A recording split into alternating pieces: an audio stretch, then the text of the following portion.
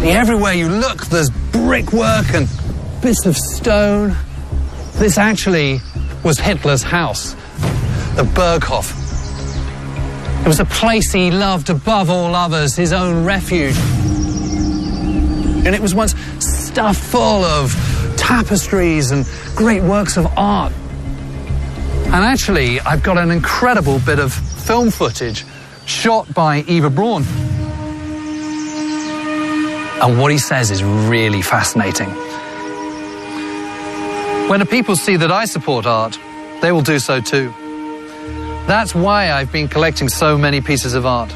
Yes, one day these will all belong to the German people. And then he turns, pauses, looks back and says, I am merely the curator.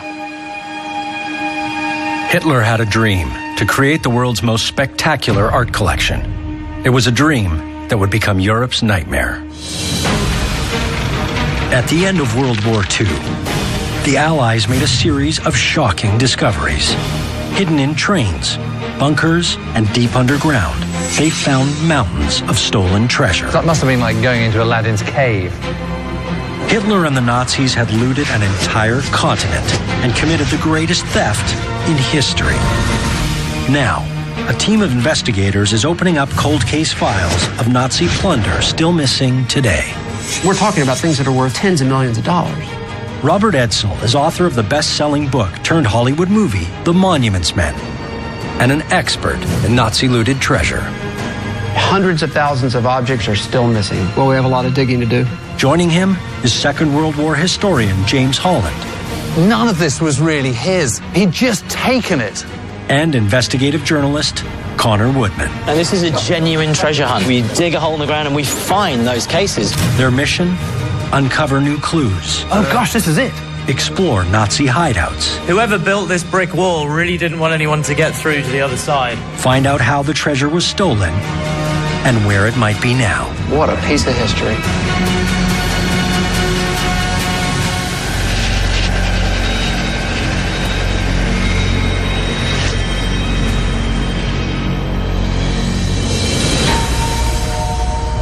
The team have come together at their Dallas HQ for a new investigation. I want to go back in time, talk about in May 1945 when the Monuments Men arrive at this salt mine in Altaussee, Austria, and make an enormous discovery. The Allied Art Protection Unit, aka the Monuments Men, were a specialist army unit tasked with rescuing valuable art and cultural treasures. In May 1945, they hit the jackpot at a salt mine in Altaussee, Austria. Hidden deep in a network of underground chambers, they made an astonishing find. An art collection belonging to Adolf Hitler. Here's a sculpture by Michelangelo. Yeah, look at this. Wow, so some pretty serious works of art. Hugely important. Some of these are the most famous works of art in the world. In today's money, the trove would be worth nearly $6 billion. Wow, there's hundreds of them. Do we have an idea how many paintings were there? Well, actually, I've got a report here. It's just incredible. There's hundreds of drawings, 954 etchings, 134 sculptures, and a staggering 6,577 paintings. 6,500 paintings? Yeah. Well, the Monuments Men arrive here, and they don't realize it at the time, but they're the first detectives on what was a crime scene. These are crime scene photos. Well, some of it he has bought, hasn't he? Yep. But a lot of it is just stolen. I mean, and sometimes at gunpoint. Well, that's right. These aren't random thefts on their way out of town. These are things that they've specifically targeted to go get. I mean, if the Monuments Men already solved this, what's left for us to do? Well, the Monuments Men did an extraordinary job, but it's possible that some of the other works of art walked out of there before the Monuments Men arrived. In spite of the recovery at Altaussee, hundreds of artworks stolen by Hitler have never been found. The team's mission: to investigate how and why he stole the trove and find a looted piece of art and return it to its rightful owner. So what do we do? We need to go to Altaussee and go back to the scene of the crime.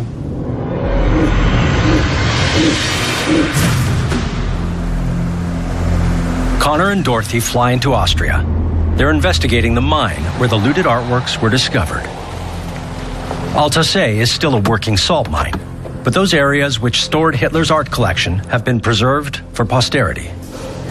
So this is the entrance to the mine. Oh my God, look at that. That is huge. It goes all the way back. Go on then, I'll follow you. Okay. Just goes on and on and on. Salt has been carved out of these mountains for over 900 years. They're honeycombed by hundreds of subterranean chambers, linked by nearly 70 kilometers of tunnels. Look at this place. For the Nazis, it was the perfect place to hide a treasure trove. So look, this is the first chamber of the chambers where arts were stored. 6,577 paintings, sculptures, books, everything was stored in here. Well, suddenly you can just imagine all of those paintings stacked up. So the monuments men, when they walked into this room, must have thought it was Christmas. Yeah, especially because they'd been looking for these things for months. So do you think a lot of the art that was in this room and in this mine was actually personally selected by Hitler? Well, we know that for his own collection, yes, absolutely. Every single piece was what he wanted and what he thought was wonderful and was his own taste. The artwork found by the Allies was stored in 4 separate underground chambers. But recent research has revealed that there were other caverns packed with art treasures. What happened to this artwork remains a mystery, but we do know that the mountain contains numerous entrances that were likely known only to local salt miners. Is it possible there are still people in the area who know where the booty is? Connor and Dorothy are meeting local treasure hunter Gerhard Zauner. For nearly 60 years, he's been following every lead he can in the quest to find looted treasure. Grüß Gott, Herr Zauner, Dorothy Schneider. In 1959, Zauner hit headlines with an incredible discovery. Diving in nearby Lake Toplitz, he and some friends found 72 million pounds in counterfeit British currency dating back to the Nazi era. He takes Connor and Dorothy to see some of his other finds in his own private museum. Wow, look at all this. Is this all stuff that you have found yourself? It's also a lake. As the Allied armies closed in, German soldiers flung their weapons into the lakes around here in a desperate attempt to hide their Nazi past. What are these from here with the swastika? Das hatten sie. Yeah, everybody would have had something like that on their writing desks. It was a real cult. It was almost like a crucifix. People had one of those at home. Right, so these just would have been everywhere all over Germany at the time. It isn't just Nazi weapons that Zauner has pulled out of the water. What's your most prized find ever? Ich habe einen Ring gefunden von einem SS-Offizier. Werde ich Ihnen dann zeigen. He found this ring by an SS officer and he would love to show it to you. An SS officer's ring? I'd love to see it, yeah, I'd love to see that.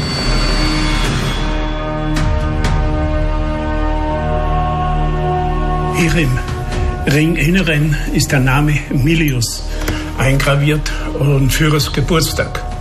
So inside is the name engraved and Hitler's birthday. It is, yeah, 20th of April. It's written inside. Man war ja verehelicht mit Hitler. Yeah, you were married to Hitler. That's why his birthday is in there. That's an incredible find. The SS ring is a rare find, but it's not what the team are looking for. Somewhere out there is Hitler's missing artwork. Explain to me, what are the laws in Austria with regard to finding treasure from the Second World War? Ihr Top-Secret. Er bekommt nur Probleme, ja. Das behalten und still sein ist besser. The best thing is always apparently to keep quiet about what you found and have it at home and don't talk about it. Under Austrian law, any Third Reich artifacts must be reported to the government and evaluated for possible confiscation. In other words, it's entirely possible that if anyone has found anything of real value, they've kept it quiet.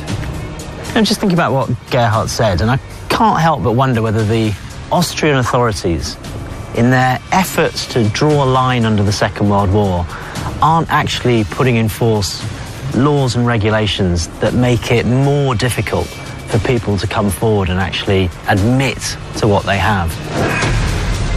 And that's incredibly frustrating for people like me that just want to know the truth about what is still out there. The team are hunting down artwork that Adolf Hitler plundered during World War II. Much of it was located after the war in a salt mine in Austria, but not all of it. In 2013, a remarkable discovery made headlines around the world. At its core was one of the murky characters hired to bring Hitler the world's greatest artworks. Art dealer Hildebrand Gurlitt.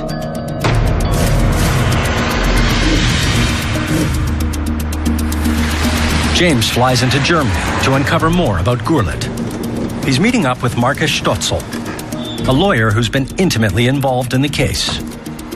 And Marcus, why have you brought me here to this kind of slightly nondescript street?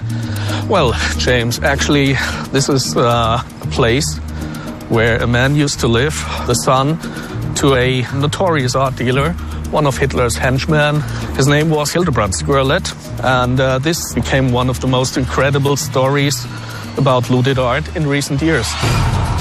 Finding 1,400 works of art in Germany is just the start of the treasure hunt.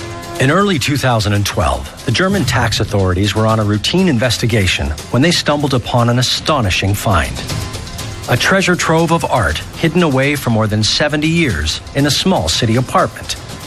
It belonged to the son of Hitler's personal art dealer, Hildebrand Gurlitt. This is the apartment where he kept most of his art. And we're talking about hundreds. We're talking about more than 1,000, actually. Wow. So how much is this worth? Well, about up to maybe €1 billion. I'm just blown away by that. It's so unremarkable, isn't it? And you just can't imagine that one of those apartments would have all this sort of looted, stolen art. It's just incredible. So far, investigators suspect that nearly 100 of the recovered artworks were unlawfully seized by the Nazis. Hitler's operation to rob Europe of its finest art was ruthlessly efficient. Soon after occupying a country, specialist units would seek out and seize whatever artwork they could find, usually from national museums or Jewish family collections. In Germany, Jewish collectors would be forced to sell their paintings at knockdown prices. So how did Hildebrand Gurlitt acquire such a massive art trove? He ran the show. He had access to all famous collections in Europe, in the occupied countries. He bought stuff officially for the Führer, and he bought also for himself, obviously. Okay, so I'm Gurlitt, and I go in and I'm looking at a big collection. I make an inventory of that collection. Yeah. But then the inventory I then show my boss, the Führer. Do I leave a few bits off? I mean, how does that work? Gurlitt had figured out a way to steal from Hitler himself. This is an official receipt, a bill. Oh yeah, Dr. H. Gurlitt. This is what he bought in the occupied zone in France, in which you can see in detail a number of paintings by name, artist, and so on. And if you go to the next document, compare the lists. There are 2 or 3 items which do not appear on this list. So, in other words, he managed to get some stuff for himself. So those missing paintings, he's basically just siphoned off himself? That's what he did, yeah. God, he's playing a dangerous game, isn't he? That's also... He's stealing from Jews, but he's also stealing from the Führer. Yeah, on both sides, yeah. Wow. 2 years after finding Gurlitt's secret stash of art, Austrian authorities made another discovery. Hildebrand Gurlitt's son didn't just have a flat in Munich. He lived in a house in Salzburg, too. And there, police uncovered another hoard of paintings, including incredibly rare pieces by Monet, Renoir, and Picasso. But the Gurlitt story doesn't end there. Hildebrand had a cousin. Wolfgang Gurlitt was another one of Hitler's art dealers, helping the Führer to amass his collection. He lived in the same region of Austria as the Altasee salt mine, where Hitler's stolen art was stored. This is the address there. That villa on the right must be the house that Gurlitt used during the war. And the bungalow on the left, apparently it's still owned by the Gurlitt family. But you know, all week people have been coming up to us and saying that they know about looted art that's still hanging in private homes, but they won't come out and say it on film. It's amazing that after 70 years, there's still this veil of secrecy and, frankly, air of menace too.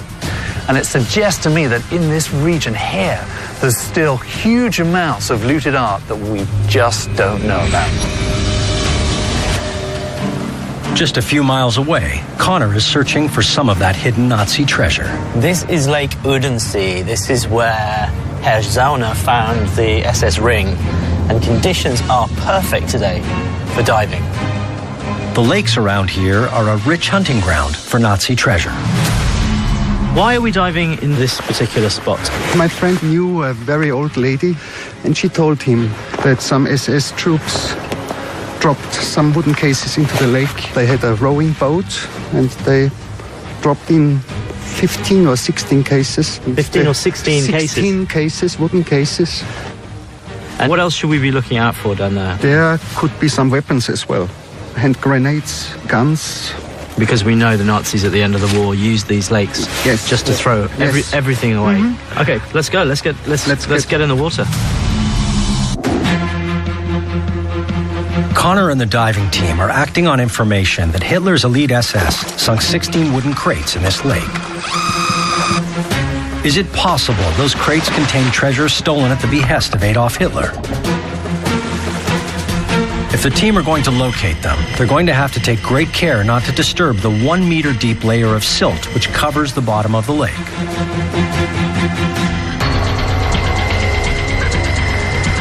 Seven meters down, Connor and the team think they found something.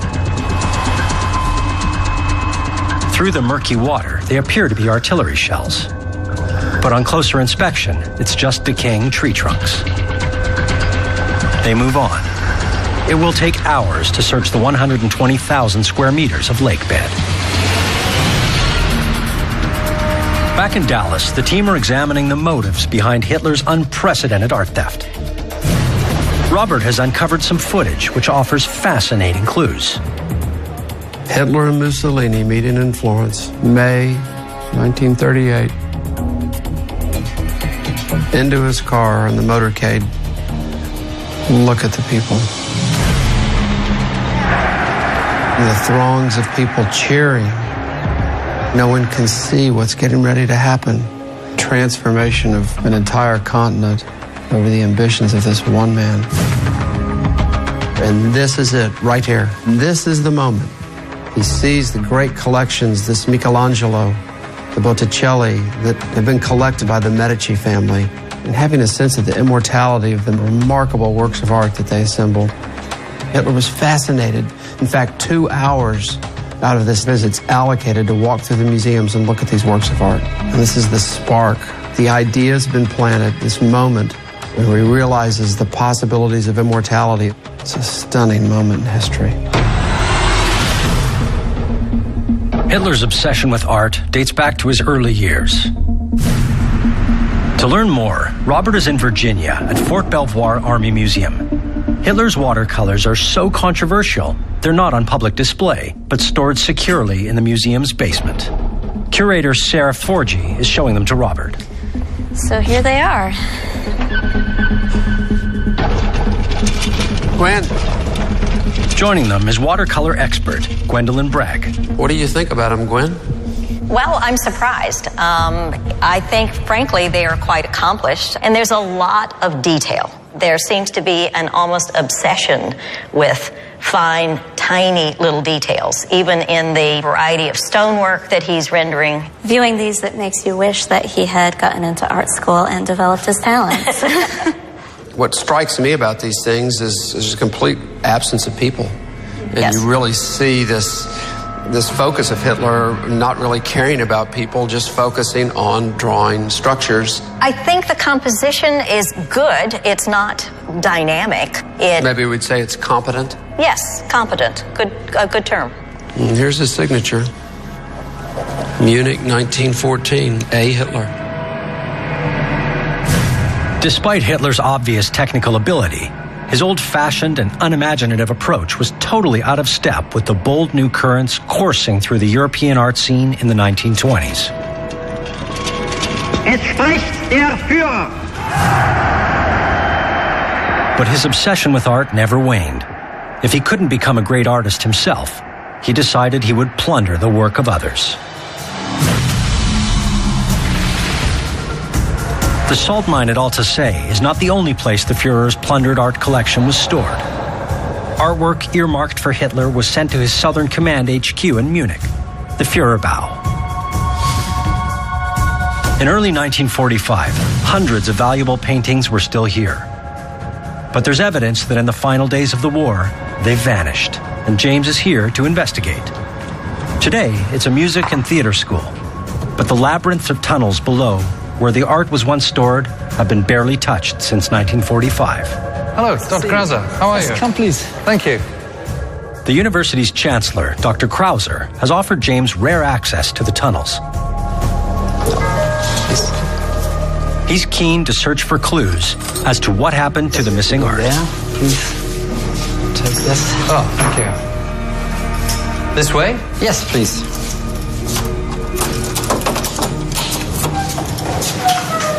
Oh my goodness, it just goes on forever. Yes, I can show you some graffiti. So if you want yes, to please, see. yes.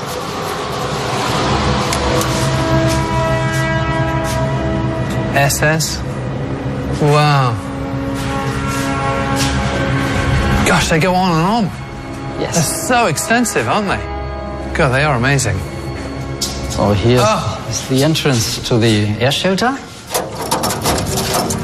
In 1944, with Allied air bombardment nearing its climax, Nazi officials decided it was no longer safe storing the priceless hoard here, and it was moved to the salt mine, where it was later found by the Monuments Men. These rooms would have just been filled with amazing works of art. Some 1,000 paintings. 7,000. But stolen art kept arriving at the Führerbau. As the Allies closed in, it became too risky to move it to the mountains. In early 1945, there were still some 700 valuable paintings stored here. Look at these. Potato cellar. Yeah, Kartoffelkeller. Look at that. Look at that, they've just shot it off. These tunnels weren't just used for storing Hitler's art, but also food. It looks like desperate locals broke in when the guards fled. It's absolutely incredible to see this, because this is the potato store, and you can see the bullet holes absolutely smashed away in the lock. These are made by local civilians in Munich, and they're just desperate to get their hands on the potatoes in here. They're so hungry. But what it also shows is that if they can get in down here to get the potatoes, they can also come down and take any bits of art that were there. You know, this is no longer a secure, safe place for these precious works of art. When the Allies took the Führerbau, more than 700 paintings had vanished. The mystery is being investigated by a team of art detectives, including Professor Micah Hopp. So, Micah, how do you go about finding all these missing pieces? I mean, what's your start point? Well, our start point are actually lists like these. The Führerbau rooms in the cellar were numbered, and here you have, for example, room number 6, and what you can see on the list is a painting, and this is actually this painting. The only thing that we know about this painting is the National Gallery in Berlin bought it in 1967 from a Munich private person. Exactly. Right, so in other words, that Munich private person got in there on the night of whatever it was in April 1945, took it home, hung it on the wall for a bit, and then sold it in 1967, probably. Probably. We don't know it exactly, but of course this might be the case. It's a challenging forensic investigation. As valuable paintings emerge into the art market, Micah and her colleagues identify them. And if they're stolen by the Nazis, then the legal process begins to return them to their rightful owners.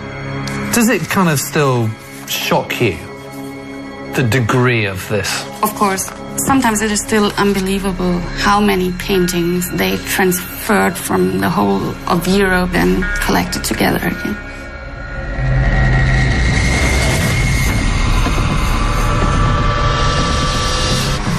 In Austria, Connor is hunting for 16 lost crates supposedly dumped by Hitler's SS. Their contents unknown. Visibility on the dive can be pretty good. But if you disturb the sediment, that can quickly change. By working together and combining the light from their flashlights, the team has a better chance of finding things.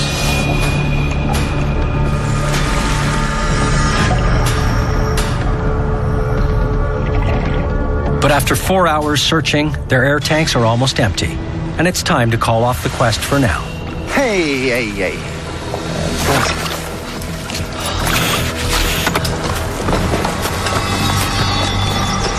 Diesen Ring hier fand und das ist hier 10 Meter vom Ufer gewesen. He can show us where he found the ring, the SS officer ring.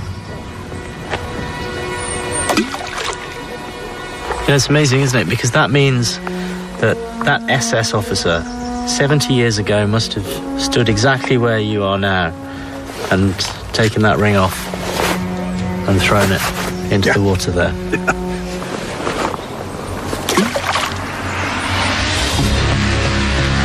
The hunt for Nazi treasure goes way beyond the lakes and mountains of Alsace. Now, the team turn their attention to North America and make an incredible find. Fantastic. An artwork which belonged to the Führer himself. The team's been searching for looted artwork which once belonged to Adolf Hitler. Much of this priceless trove was found at the end of the war, but not all. So what exactly did Hitler intend to do with one of the grandest art collections the world has ever seen? James flies into London to investigate. He's meeting with a man who in 1945 made an extraordinary discovery. A Jewish refugee from Nazi Germany, Hermann Rothman was an intelligence officer in the British Army when he translated a document that would shake the world. The Last Will and Testament of Adolf Hitler. The original is kept at the Imperial War Museum, London. You must be Herman. Hello, James Holland. Nice to meet you. Yes, indeed.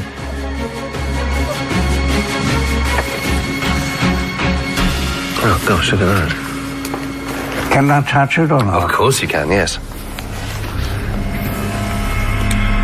So take me back, Herman, to the day when you first saw this. So what happened?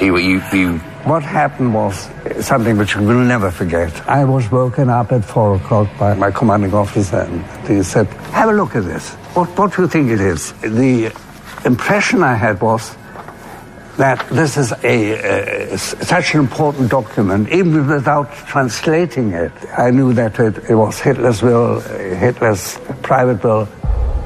You're touching something that he was touching in that bunker in those last desperate moments. Hitler's will was found hidden in a German soldier's uniform, and it reveals that even as he contemplated suicide in his bunker, he has no regrets for unleashing a war that killed 60 million people. But what the will does say helps explain his pathological desire to plunder Europe's greatest artworks. I have my art, which I have not collected for my own private use, but for the gallery in my hometown of Linz. And signed by A. Hitler. Hitler dreamt of creating the finest art gallery the world has ever seen in the town he grew up in, Linz, Austria. A magnificent home for his looted collection. It was a building so ambitious in design, Nazi engineers calculated it would take 12 years to complete. It was never even started. All that remains of this mythical building is a photograph of an architect's model. But there is one way to get a glimpse into the collection Hitler had wanted so badly. How are you? Robert is at the German Historical Museum, which houses a set of albums containing photographs of the artwork destined for the Führer Museum. Let's look at these images. There are about 50 pages for each of these books. They're known as the Linz albums. Over the course of the war, 31 of them were made by the Nazis as they acquired artwork for the Führer. Amazing to think these were presented to Adolf Hitler for his birthday and then on special occasions. These are some of the greatest names in painting. I'm sure that Hitler would have looked at these with a great sense of satisfaction. It's a sort of collection of trophy art. It is the big names, the big labels that you needed in order to have an old master collection of some kudos, of some standing. 12 of the Linz albums went missing when the war ended. But Robert and the Monuments Men Foundation was instrumental in recovering one of them and returning it to the museum. Album 13. I haven't seen it in 6 years since we found it. Incredible piece of history. These albums are all that remain of Hitler's dream to create the world's most spectacular art collection. Back in Dallas, the team are hard at work. Hello. In Europe, they've hit a series of brick walls. But Robert is renowned for finding and returning art stolen during the Nazi era. He knows that some objects found their way to North America after the war. Although it was against the rules, it was commonplace for GIs to bring home so-called souvenirs. Yeah, while I'm sitting here looking at the document. There's been a new development. The daughter of a veteran has contacted the National World War II Museum in New Orleans, wanting to return a piece of art that's been in her family nearly 70 years.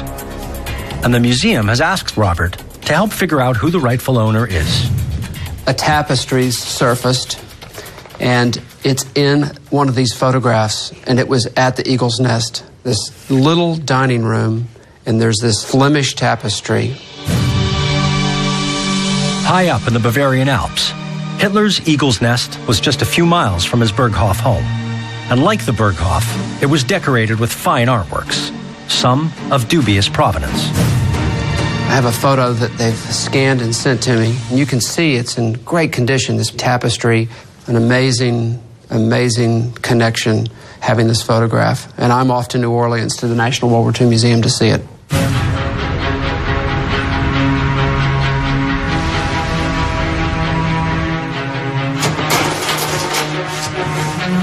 Few helmets. Yeah, lots of uniforms. But this is what you're after. Robert is meeting with the museum president, Nick Muller, and Kathy Hines, whose father, Lieutenant Colonel Paul Dehaney, was an intelligence officer with 101st Airborne and one of the first soldiers to take control of the Eagle's Nest at the end of the war. When Colonel Dehaney took the 500-year-old Flemish tapestry, fantastic, he had little idea of its true value. What a piece of history. And it hung in the family home in Minnesota for nearly 70 years. At today's prices, it's worth up to $80,000. If you see the piece, there are 4 boys and 2 girls. And there were 4 boys and 2 girls in our family. So we all had a role in the picture. Were you any one of these people in particular? I was this one. I was this one. And this was my Prince Charming right here. So to see it again is to see an old friend. Mm-hmm. But I'm ready to say goodbye and send it back home. Thank you, Kathy.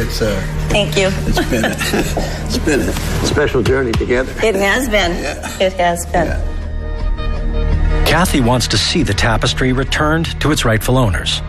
But for Robert and the team, working out who that might be after all these years is a challenge. They need to go to Hitler's Alpine fortress, the Eagle's Nest.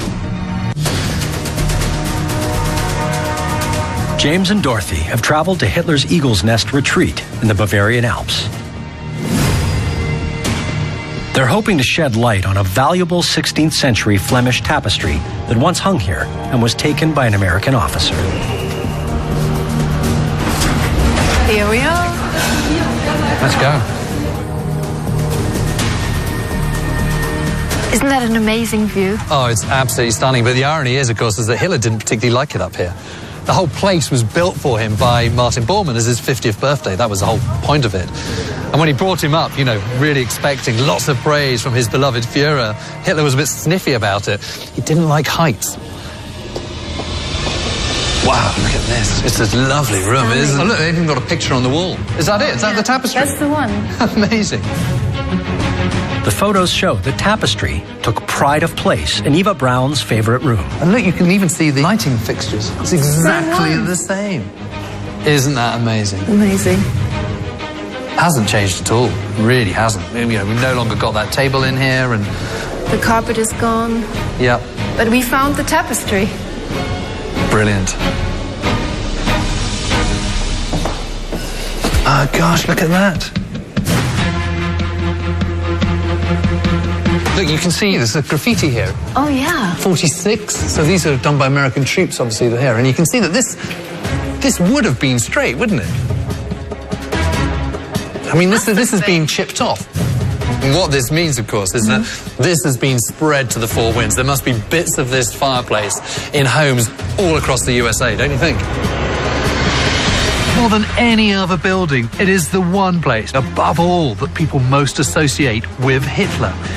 And you're an American serviceman at the end of the war. You're going to know that, and suddenly you're in it. You're pouring all over it. Of course you're going to want a memento. You're going to want a piece of that, whether it's a chip from the marble fireplace or even a tapestry. There's no doubt the tapestry donated by Kathy Hines was once owned by Adolf Hitler. The question is, where did Hitler get it from? The team have unearthed a potential answer. This is a sales receipt from a firm called Bernheimer in 1938, and it has to do with a tapestry that's at the National World War II Museum. And this is amazing because I know a Bernheimer, Conrad Bernheimer. I'll bet it's the same family. Their family was horribly looted during the war. We need to follow up with him.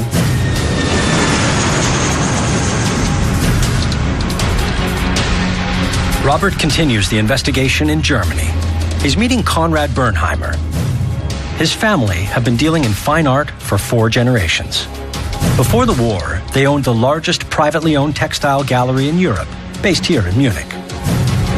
It was from here that one of Hitler's art dealers bought the tapestry. Connie, hey, how are you? How are you? The question is, was the sale a fair one? Or were they, like so many Jewish families, forced at gunpoint to sell the artwork at a knockdown price? So the tapestry sold for 24,000 Reich marks, about $10,000 at the time. Yeah. Did that seem about like the right price at that time, as much as you Well, could that tell? was my question when you called me and you asked me, do you think this might be a case for a forced sale? Remember, my first question was, well, do you know the price?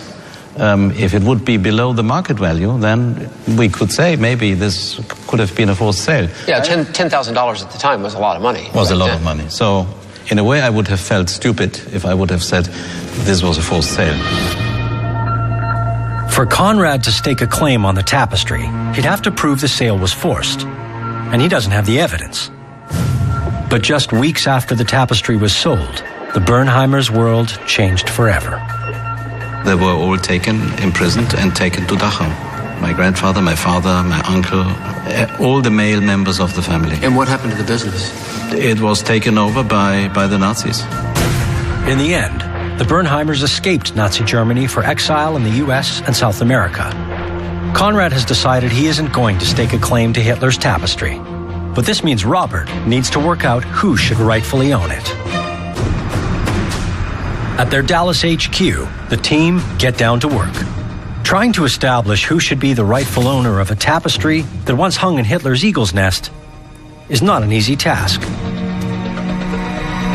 Restitution of Nazi artwork is fraught with problems, but after months of negotiations, there's a decision. Conrad Bernheimer believes it should go on display in Germany, and Robert's legal advice backs this up, confirming it should be returned to the Bavarian government. Today, Robert's in Munich to celebrate the tapestry's unveiling at the Bavarian National Museum. This is a very exciting moment for the Monuments Men Foundation. We've put a tremendous amount of time into the research and the discussions with all the different parties that had to come together to make this return happen. It's really an important opportunity for us to see the conclusion to the work that's gone into making sure that this important tapestry is returned to its rightful owner.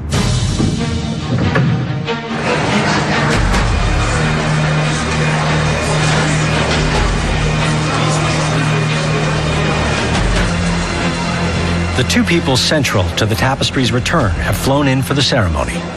Kathy Hines, whose father took the tapestry, and Conrad Bernheimer, whose family business once owned it.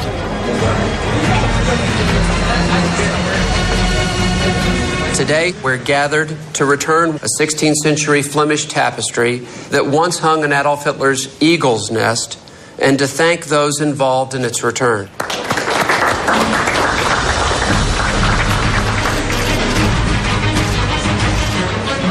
So it doesn't come at a feeling of loss for you?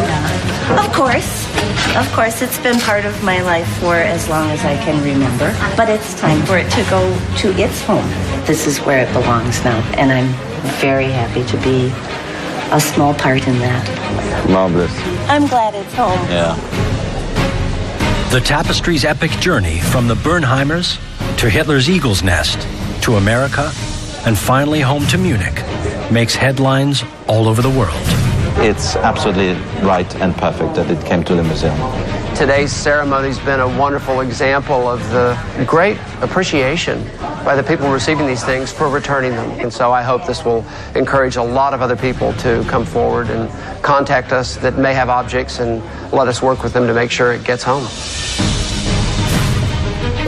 The team's investigation has taken them from the mountains and lakes of Bavaria. Cannot touch it. To the British soldier who found Hitler's will. Look at these. To the maze of tunnels beneath the Führerbau. They've unearthed valuable information about how and why Hitler committed the greatest art theft in history, and crucially, where the missing artworks might be today. The tapestry's return may only be a small step towards putting right a great historic wrong, but it's an important one.